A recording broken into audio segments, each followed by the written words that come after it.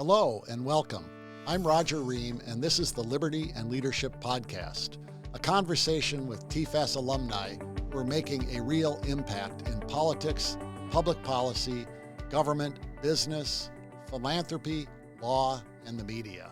Today, I'm joined by Mark Stansberry, my classmate in the TFAS class of 1976. For his entire career, Mark has remained engaged in issues of energy, education, and economic freedom. He served in a number of higher education leadership roles, including as an advisory board member, as chairman of a board of regents, and on multiple presidential search and selection committees. Perhaps most notably, Mark was recently inducted into the 2022 Oklahoma Movie Hall of Fame and is the co-founder of an Emmy award-winning production company. Mark, I'm looking forward to discussing your versatile and successful career and the ways courageous leadership has been present with you at every turn. Thank you for joining me today. Thanks, Roger. Thanks for this opportunity.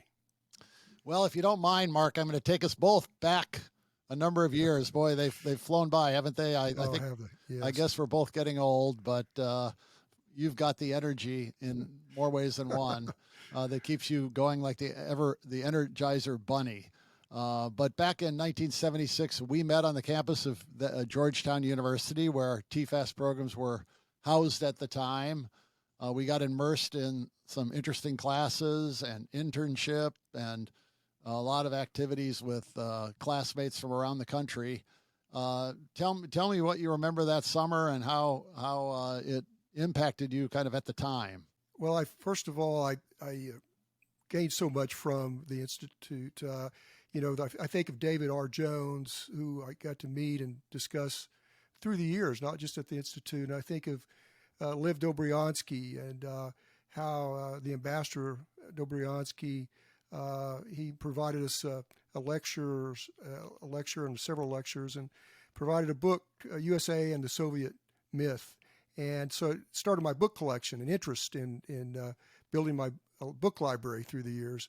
Really started off with Lev Dobryansky. I think of the bicentennial that was going on that year. And so we got there early June and left the late part of July of that year, 1976.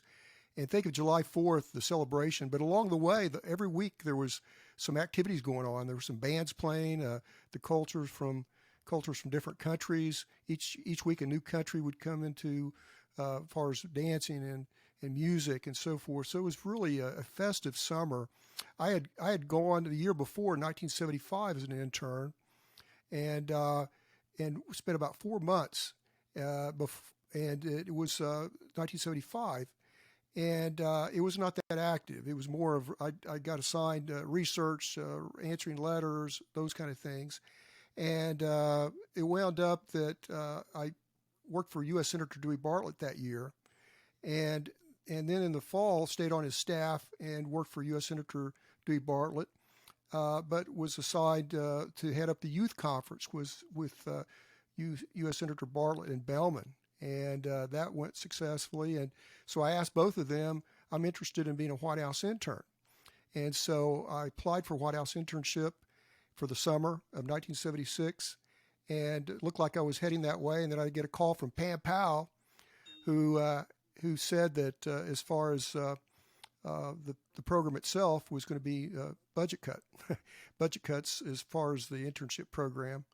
And so I was really sad, disappointed, but she said, well, there's a program called the Institute on Comparative Political and Economic Systems at Georgetown University. And she said, I will recommend you go to that if you're interested. And so I got a hold of Senator Bartlett and asked him to put together recommendations. So I got a call from I think it was David Jones, and and it was a full ride and a stipend, which I would needed because I wouldn't have been able to go at all. And I think of the scholarships today that have helped so many students through the years, and it helped me. It helped me get launched.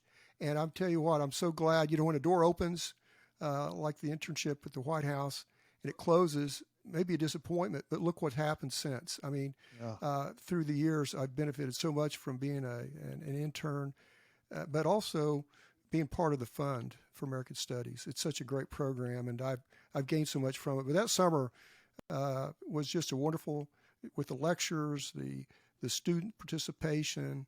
I really gained in those few weeks, really more than I did that whole year, working on the staff of Senator Bartlett. And I did wind up being an intern at Senator Bartlett's for the summer of '76 as well, though. Well, I do recall you bring back a number of memories for me too, Mark. I remember Lev Dobryansky giving that lecture that summer, and the message that stayed with me ever since. This was during the height of the Cold War, 1976, right. and I remember his emphasis on the fact that the Soviet Union was not the same as Russia, and Russia was a country, but the Soviet Union was a union of lots of countries, most part of it unwillingly, but he made very clear that his native Ukraine was an independent country and what needed its independence, and how relevant that lesson is today for the world. No question. And he helped because of his foundation and all the lectures about liberty and freedom and the captive Market. nations. Yeah. Oh, unbelievable. It really helped me, guided me when I was in 1992, several years later. I wound up going to Russia as part of an oil and gas delegation. And I would reflect back, especially on the ambassador's works, and think about what he said, not only in the class, but through the years I kept in touch with him, all the way through beyond the time he was actually ambassador of the Bahamas years later. Yeah. But I think of the efforts in Russia at the time in 1992 when I went over there was a year after the coup. And I thought, wow, what I learned in the classroom and now what I'm applying now and learning now is unbelievable. So I really appreciate his time, but also everyone that's contributed through the years. I think of you, Roger, and your leadership in the classroom. You were one of the top students, and the leadership you've carried through the years for the fund, you and Mary Kay and others that have led the effort. Thank you. You reminded us also of David Jones, who played a pivotal role in my life too. I'd met him at Vanderbilt, and he encouraged me to spend the summer in Washington at the Fund for American Studies. And were it not for that chance meeting of David there and his encouragement, I wouldn't have met you and our classmate Mark Levin and a number of other of our classmates who we've kept in touch with over the years. So he was the kind of guy who, when you talked to him, Mark, you felt like you were the most important person in the world because he treated everyone like that, and was a great mentor. He was wonderful. He was wonderful. He was a great mentor, a great I call it a statesman in a sense, because he really put people together, and throughout the world he brought people together, and so highly admired. A great. If my memory's correct, I think you and I were in a group and maybe formed a group that went to see those fireworks on July 4th of 1976. And I thought of that last week. I had a lunch with a group of our students who are here this summer, today's 18, 19, 20-year-olds. And I asked to go around the table and get highlights from the students of their summer so far. And the first student who spoke said, going to the fireworks was my highlight. It was just incredible to watch the fireworks in the nation's capital with the backdrop of the Washington Monument, the Jefferson Memorial, the Lincoln Memorial. And that brought back memories of when we were on the mall doing that same thing in 1976. Well, a few years from now, the 250th, and I hope to be up in D.C. I hope we'll get gather some other friends, and hope you'll be up there with me. Yeah. I'll look forward to that. I'll put it in my calendar today. That means we are getting old by then. So. Yeah, 50 years. 50 years later. Yeah, we got it. Yeah. Well, let me touch on a little bit your career. You went back to Oklahoma. You were a student at Oklahoma Christian, which was a university that, at that time at least, was sending a lot of great students our way. I got a chance to see it a few years later and noticed they have a auditorium, I think it is, called the Walter Judd Auditorium. Yes, I was honored to meet him, being one of the founders of the fund. He was very engaged in a lot of universities outside of the fund as well. But yes, he was such a leader that we were very fond of at Oklahoma Christian. Yeah, I fear that people don't know much about him anymore, but he'd served as a medical missionary in China, a member of Congress for some 20 years from Minneapolis, St. Paul, great anti-communist, and great friend of Taiwan, which is, of course, an issue in the news right now. And his biography was appropriately called Missionary of Freedom by Lee Edwards. So we were lucky to hear him that summer as well, emphasize that this is an experiment of liberty that we're living in, and it's each generation has to determine whether that experiment will be successful. And I think you've certainly done your part. So talk about your career a little. I know you went back and were very involved in the energy business. Tell us about that aspect of your career. Well, mentors are a big part of my life, and hopefully I'm mentoring others as well. And there was a gentleman that introduced me to Dewey Bartlett, U.S. Senator Bartlett, and it was Cooper West. His name was Cooper West. He was in the oil and gas business, but he's also involved in several things: real estate development, insurance, and other things, farming, an entrepreneur. And I'd gone to him. I said, I'd like to be an intern in D.C., and he wound up giving me that opportunity through the introduction to Senator Bartlett. And so I wound up doing a lot of research with Senator Bartlett while I was there. In particular, one project I worked on was he was going to give a speech. Senator Bartlett was going to give a speech in Oslo, Norway, before OPEC. Well, first of all, I didn't know much about OPEC. I sure didn't know much about natural gas, even though I came from Elk City, which was the natural gas capital of the world. Back when I was 13 years old, I was putting up decals that said that. That didn't mean I knew much about oil and gas. And so I got interested because also I did some research on his speech to help him present a speech on OPEC. And there's about 4 or 5 of us that helped on that, and it was just very intriguing. And it wound up I gained from that. But also there was a particular bill that was coming up regarding natural gas, so I did research on that as well. So I took an interest in that. So a year after the Institute, I was going to graduate from Oklahoma Christian, and so I got a hold of Cooper West and asked him, I'd like to be looking at the oil and gas business. Is that an opportunity there? Are there opportunities there? And he mentioned, he made a call. He's helping me quite a bit through the years making calls. And he called a gentleman with El Paso Natural Gas Company, which is out of El Paso. And so they offered me a job through his recommendation, and I accepted. I was engaged at the time to Nancy, and back in April of '77. And by June 1st, I was supposed to be heading down, accept the job position with El Paso.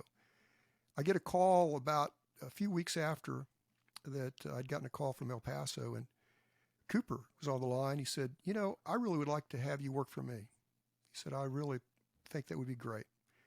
And of course, that was great for both Nancy and myself, because Elk City was my hometown. And so it was great to go back to Elk City. I was a landman, got trained at the University of Texas at Arlington also in title work and opportunities as far as exploration, you name it. He sent me off to school and wound up being a petroleum landman for his company. And then a few years later, I started a company called Stansberry, MOORE Stansberry Incorporated, which was almost a decade of looking for, searching for exploration and so forth. And then that's really the launch in the oil and gas sector. And through that time frame, doors would open. And I had an opportunity to get involved in real estate development. And it was because of these doors opening that I looked through. And some, by the way, I will say the free enterprise is a big part of this as well, as far as the fund that I gained from the studies.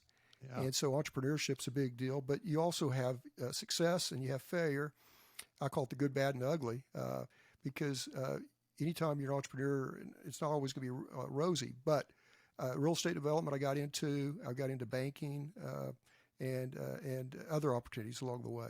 I know from conversations with you and obviously from the news every day that you mentioned the good, the bad, and the ugly. I imagine in the oil business that you have success and failure based on decisions you make, in your business, but then you have all these external factors that you have no control over. You mentioned OPEC earlier, government policy out of Washington. What one day might be the right decision based on circumstances very soon changes because some external force is manipulating the price of oil or natural gas.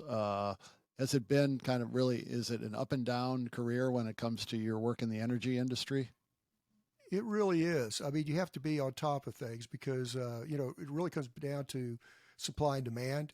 But also, as you're seeing today, there's so many factors. It's so complex. We have upstream, downstream, as well as midstream that are involved in just the oil and gas sector. So you take, I've written a book years ago, America Needs America's Energy, which fortunately was launched.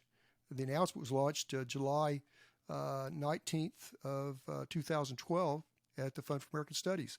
And 10 years later, I'm coming out with a monograph that complements the book, America Needs America's Energy, which is called America Needs America's Energy and Its Natural Resources. So I'm highlighting the complexities that are involved with just what you're asking right now, is that it's so complex that we're looking at not just oil, not just natural gas, but the future of wind, solar, hydrogen, nuclear, and so forth, that are so important that we have the good energy mix and look at the free market system and a free society.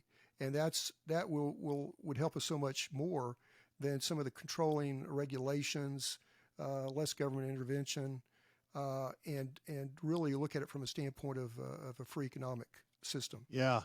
It seems obvious if you do much research, and as your books point out, and as you can read in other sources as well, that fossil fuels are a key part of the American economic success. And we're just not just talking about electricity and heating homes. We're talking about our food supply. We're talking about chemicals and plastics.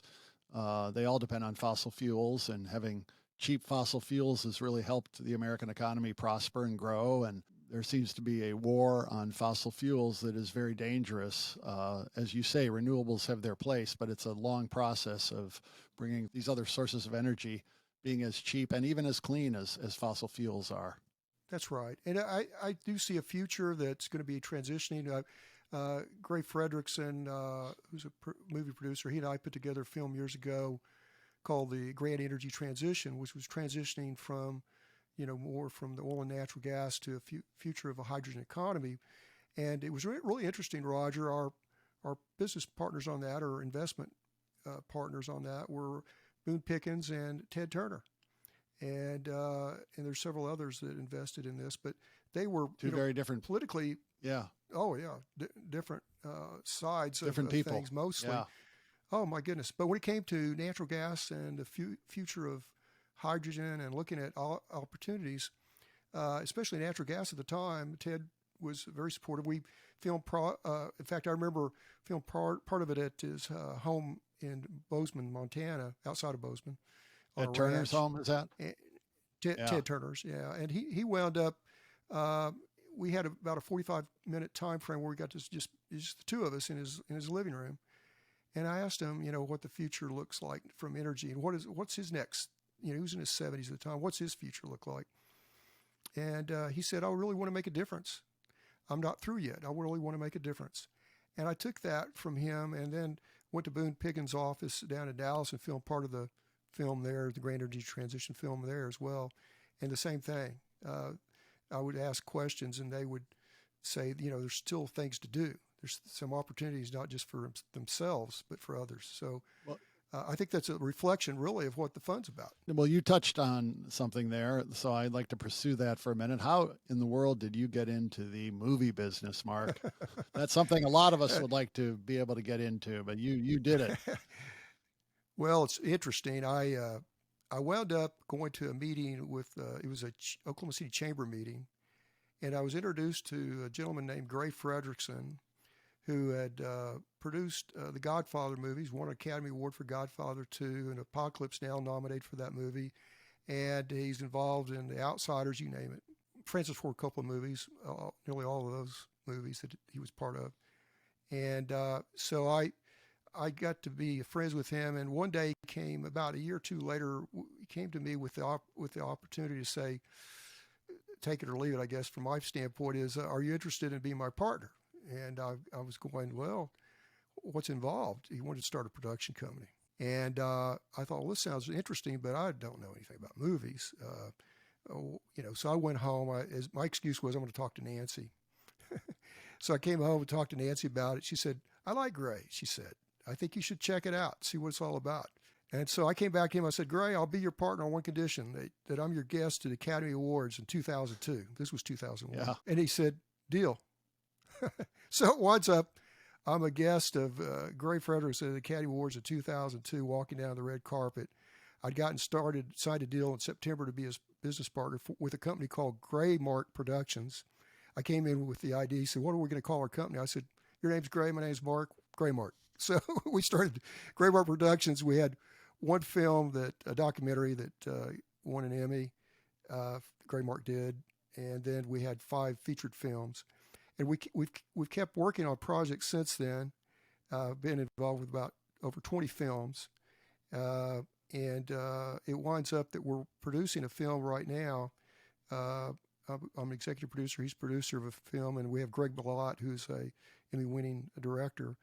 And it's about Sherwood Forest. Top Secret's the title. And it's about 44 roughnecks that go to England during World War II. They wound up drilling for oil. England had found in Sherwood Forest about 300 barrels a day is about the max they could produce. They needed ingenuity from America, so we sent through the contacts at Winston Churchill and others, reached out to America in 1943. So wound up going to England with these 43 roughnecks, and they wound up having to live in a monastery. It was very top secret. They drilled enough oil, Roger, up to 3,000 barrels of oil per day in about a year and a half, about 100 wells. And there's footage of this project that they worked on with British Petroleum that we got through the archives at British Petroleum to be part of the film. And I'm trying to keep a short story here, but it's intriguing. All the efforts and the sacrifices these roughnecks gave in order to drill these wells, and the oil, some of the oil, a good portion of the oil was used in D-Day. So it was really a big effort. And it winds up Barry Corbin, who's been in about over 200 films, as a narrator. We had about 58, 60 cast and crew on sets, locations here in Oklahoma. It should be coming out around, hopefully sometime in August, September. And this is a documentary? It's a documentary, yes. And are any of the, it's probably not unlikely, but are any of these roughnecks alive today? There are none alive. No, there's family members who have been reaching out to us. Yeah. And so we've told them definitely, we want you to be part of the screening and those kind of things. So it's really interesting. We didn't realize how many family members there are. There's a whole list I'm maintaining so that when it's released, they get to be part of it. Well, you wonder. It makes you wonder how many other stories like that are out there, that things that happen that we know nothing about. But this will be wonderful. I can't wait to see it. Yes. You also, I know, been very involved in higher education. Served on the boards of a number of universities in Oklahoma. Done searches. How do you, get in, kind of follow that path to make a difference in higher education in Oklahoma? Kind of goes back to what I talked about earlier about when a door opens, you go in, and that's been my way of life since Fund for American Studies. A door opens, you check it out and see what happens. Well, I was at a meeting, and it was I was in a buffet line actually at an event, and here came along Governor Henry Bellman at the time, who I had known back when he was U.S. Senator, but he ran for governor again and won, and it's his second time to serve as governor. And he said, Mark, what are you up to these days? And I told him, and he said, I've got a position I really want you to think about, and that's to be a regent. And I said, well, tell me about a regent. Tell me more about it. And I was around 32 years old, and I was wanting to know more about it. And he told me about it and so forth. And I said, I don't know. I said, I really don't have the experience. He said, no, what you have, though, is, you'll be able to make good decisions, I believe, and you'll do your research, and only reach out if you need me. but never reach out for me to give you a political advice from a standpoint of how to vote or anything like that. Keep that in mind the rest of your life, that you need to do your own research. You need to do your own homework, that it's in your hands, and only use other people for advice. And I thought it was great. So I accepted it. I got appointed by the governor to the University of Science and Arts of Oklahoma as a regent. And then in 1990-91, I served as chairman of that particular system. And it was such a learning experience. It was wonderful.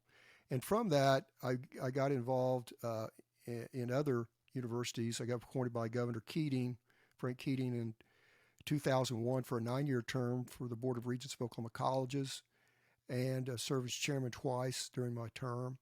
And then in 2015, I was appointed by Lieutenant Governor Mary Fallon to the Regional University System of Oklahoma, and I served as chairman 2 times as well during those 4.5 years.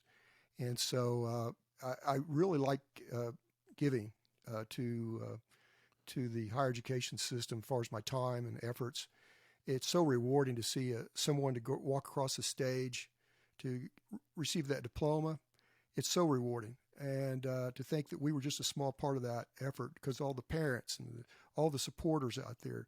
And I think of the Fund for American Studies, how the scholarships and the encouragement and all these things that you put together, Roger, are so beneficial for our future. And that's why I want to stay active with the fund, and as a past Board of Trustees member, and currently as a part of the Board of Regents. Yeah. I really feel that our future is stronger than what we can even imagine as far as students, and we just need to give some opportunities, and so that students can look at the free enterprise, free economic system, the free market, liberty, and freedom. And so I really look at all these things that I'm part of, but it goes right back to those days in D.C. Well, yeah, I failed to mention earlier that you serve on our Board of Regents, as well as having served on all these other regents throughout Oklahoma, and that's just so important. I had a guest recently in an earlier Liberty and Leadership podcast, Will Weatherford, who is just recently elected chairman of the board of the University of South Florida. And we've had a number of our alumni serving on college and university boards, and Bobby Tudor in Houston, who was chairman of the board of Rice. Right. Sometime we should hold a conference of alumni who are on university boards, have served on university boards, and they can compare notes and even be more effective. Kyle Hibble was chairman of the board of University of Colorado.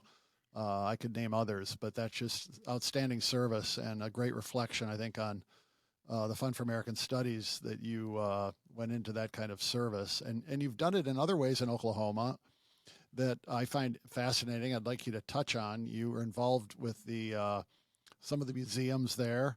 I think one I noticed in my notes was renamed, I assume because Boone Pickens and the Gaylord family donated money. Yes, the Pickens Gaylord is Gaylord Pickens, is the Oklahoma Hall of Fame, Gaylord Pickens Museum. Yeah. And they were so instrumental. I really appreciate their efforts in supplying not only the funds, but a lot of the efforts. It's not just contributions, it's the time and effort they put in to have meetings and schedule things. And it was just wonderful that they helped launch this. But the Oklahoma Hall of Fame was established in 1927. Wow. And so the Gaylord Pickens families wanted to support this effort and have a permanent location for the Oklahoma Hall of Fame. And so it's just a wonderful museum. Hope if you haven't been there, Roger, or others, please, when you're in Oklahoma City, definitely would like for you to take a walk through the museum of 1927 on, from Will Rogers all the way to current time frame. It's just amazing, all those that have contributed to our great state. And so I appreciate that. One thing I want to say before we go further, too, is going back to higher education, I do have a podcast called Newscape Higher Ed Advisors. Newscape Higher Ed Advisors with Don Betts, former president of University of Central Oklahoma, and I have this podcast that I would like to, I think, reach out to some of, now that you've mentioned this, I mean, somebody like Will Weatherford, who's a former also speaker of the House in Florida, as well as in higher education now. I think there's some opportunities there as well to to expand higher education across the board to others, and conversation's the way to do it. But going back to the museum, it also has a higher education component, but it has energy, education, on and on. The impact that from sports to you name it. If you look at the list of those who've been inducted, it's unbelievable. And that's in Oklahoma City? Oklahoma City, yes. Right. Yeah. Well, I've had the pleasure of coming out several times to Oklahoma City, usually a guest of yours. It's a great city. I love it. Quite a lot there to see. I have a niece actually going to Oklahoma City University now, and she loves it. And so I'll echo your encouragement that people visit Oklahoma City. Amazing city. But I want to go back in time just a little bit to when you had that horrific terrorist act in Oklahoma City, right. The bombing of the Morrow Federal Building. What was that like? I know your office, I think, is in Edmond, but how did it impact you and the city? Well, my children could feel it at their schools, the shaking of the bomb in downtown Oklahoma City. I wound up, I was supposed to be downtown that day, and I was running late on a phone call. And so I wound up leaving the house, and all of a sudden, I was supposed to be there right at the time, 9:01. I would have been actually right downtown at the time of the bombing. And so I was running about 30, 40 minutes behind. And so I wound up hearing what sounded like a major explosion of sorts, but I didn't know what it was. And I looked to towards the downtown, because I could see the downtown, at least the buildings, the tall buildings from downtown from where we lived. But it wound up that I started seeing all this smoke coming up, and I thought, well, maybe it's a plane crash. And all these things kept going through my mind. Well, I turned around and went back to the house, and we started watching television. But then, the community got really involved. I know that we didn't know what to do. We're shaken. Everybody's shaken by it.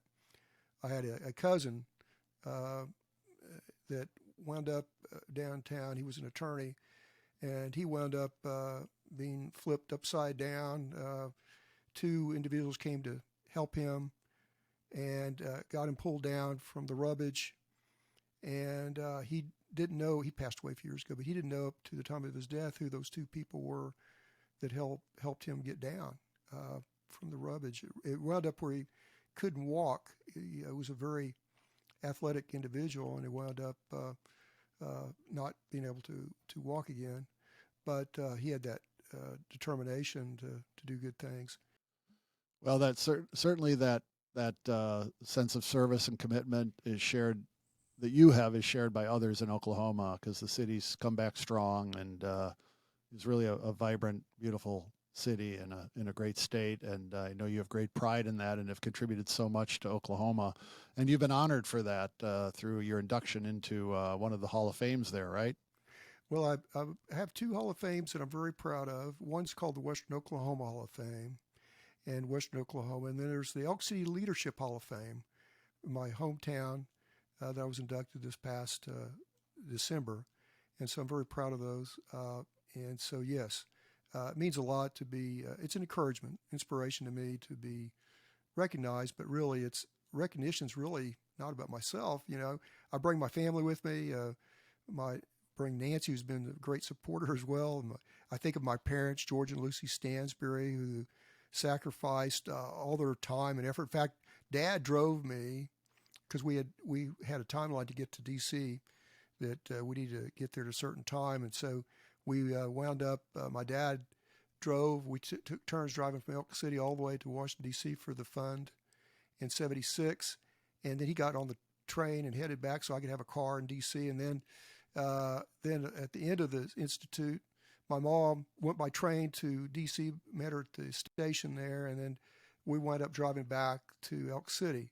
That's the kind of sacrifice, the mentorships. Those are the reason you get these awards. It's not, it's all these families and mentors that's how you get there. And so that's why I encourage all of us to reach out to individuals that need encouragement, inspiration, and help them get to their goals. And so I'm very very excited about these awards, but it's really goes back to, it's really a reflection of those in my past as much as anything. Well, that's a great commitment on the part of your parents, and I'd like to take those threads a little further now and see what kind of advice you might be able to offer those in our audience who are recent graduates of TFAS programs. They're young, they're just going to embark on careers. Some of them, have single-minded focus. This is what I want to be. I want to be a foreign service officer, or I want to go work for, in journalism for some media companies. Sure. You've showed that, as you've said here, it's important to have a lot of windows open to pursue your passions, and you can do it in multiple fields. But that's great advice. But could you take it a little further and offer some ideas for young people right now who are kind of uncertain about the future and what they want to do, and lessons from your successful career as to how they might approach things at a very young age? I would say one thing is to look out for mentors. If you don't have a mentor, find one. And I mean that in the sense that we should be able to look out as individuals for helping students. But sometimes when a student will go up to someone they really admire and say, I need some help, or I need some guidance, that's a great opportunity right there. And most people will help that student, will definitely encourage that student and really hopefully take it on to help them through their careers. I've had so many mentors through the years. I would say that daily, continue throughout your life to read, continue to learn. There's no stopping on learning. You got to continue to do that, and to embrace the enterprise system, meaning whether it's entrepreneurship or through liberty, through freedom of our society, and freedom of market, and freedom of enterprise, to embrace those things and see what they have to offer, because freedom's a great thing. We sure don't want to lose it, because it provides all these opportunities I've talked about. And without that freedom, none of these things would have occurred.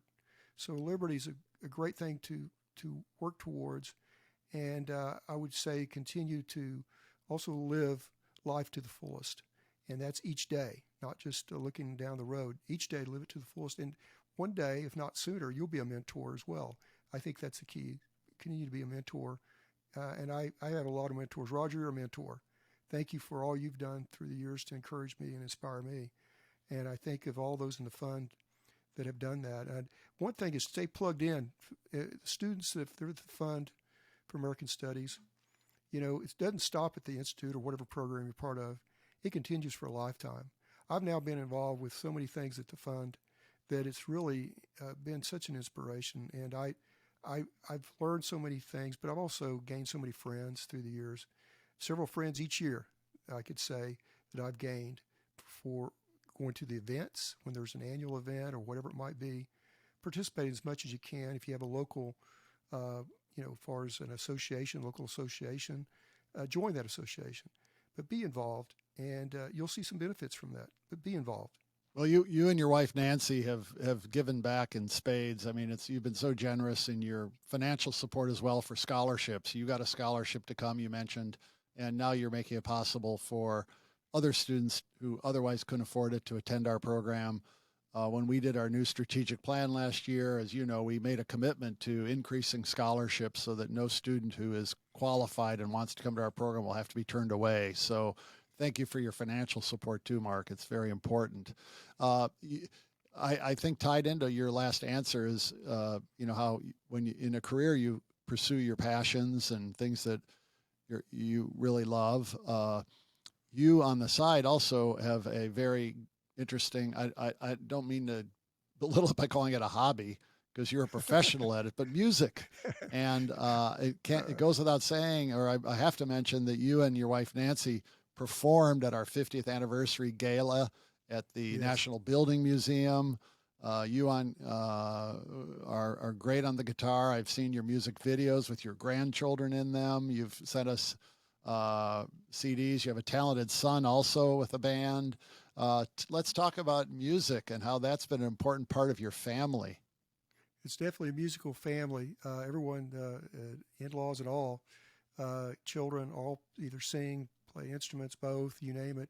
And it is a rewarding thing to think of Thanksgiving time or Christmas time. We're all pick up a guitar, sing, and play, and so forth.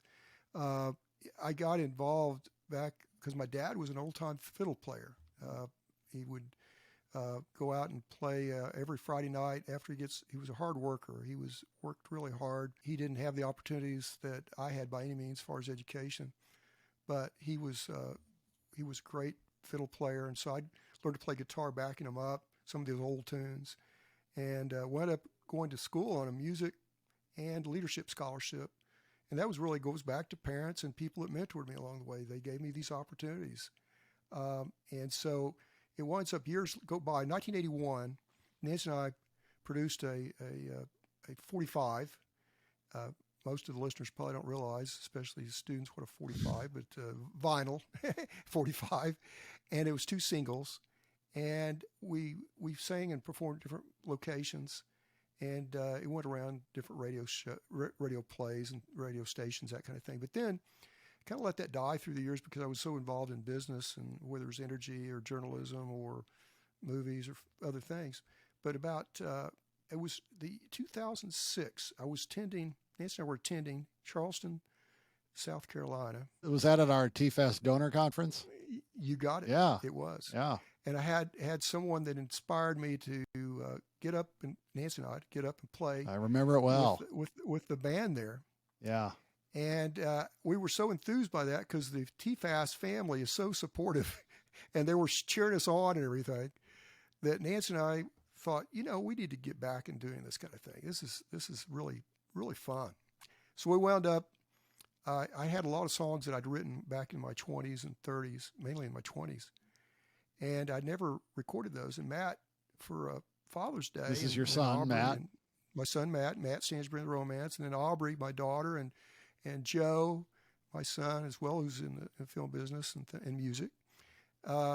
They came, and Nancy bought the guitar, and they provided me some other, picks and different things. And Matt said, I'll help record some of your songs. And he had a little mini studio he put together. And so we recorded 11 songs for an album that I'd written. It's called Bound Away.